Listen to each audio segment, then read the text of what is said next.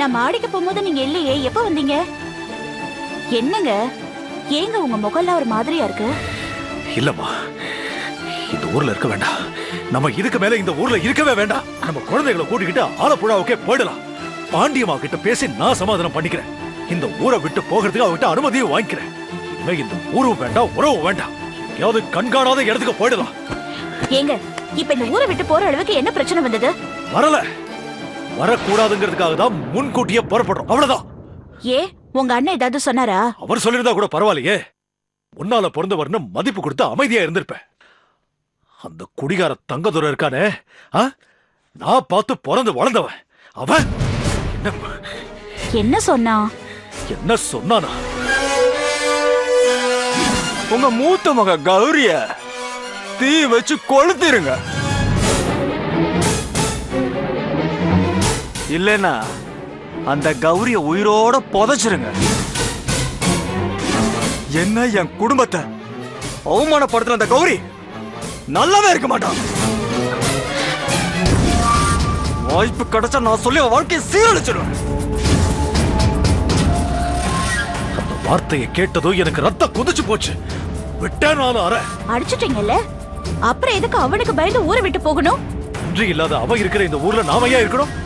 இருந்தா மேல மேல பிரச்சனைகள் தான் வரும். யாருக்கு சொல்லுங்க, யாருக்கு பிரச்சனை வரும்? நீங்க இல்லனா அப்பவே அவன் போலீஸ்ல அகப்பட்டிருப்பான், அடி வாங்கியே செத்துருப்பான். அதே மாதிரி நம்ம கௌரி இல்லனா காஞ்சனா மாதிரி ஒரு நடத்த கெட்டவளுக்கு புருஷனாகி நாட்டுக்கிட்ட செத்துருப்பான். 2 தடவை இந்த வீடு அந்த பரதேசியோட உயிரை காப்பாத்தி இருக்கு. அவன் நம்மள பார்த்து பயப்படணுமா இல்ல நாம அவனை பார்த்து பயப்படணுமா? இத பாருங்க, நொய்யின்னு ஒரு எலி ஓயாம தொந்தரவு பண்ணிட்டு இருந்ததுன்னா அந்த எலியை தான் அடிச்சு கொள்ளணுமே தவிர எலிக்கு பயந்து யாராவது வாழ்ற வீட்டை கொளுத்துவாங்களா?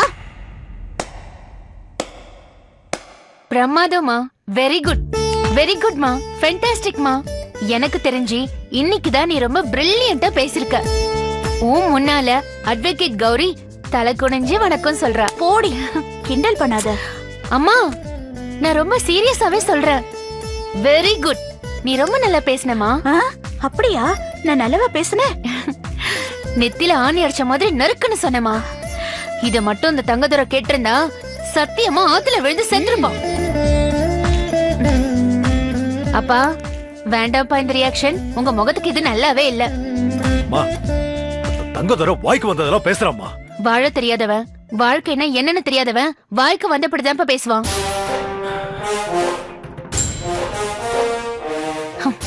தங்கதுரை பெரியப்பாவுக்கு தலைமகனா தெரியலாம், ஆனா அது நமக்கு தருதல்னு நமக்கு தானே தெரியும்.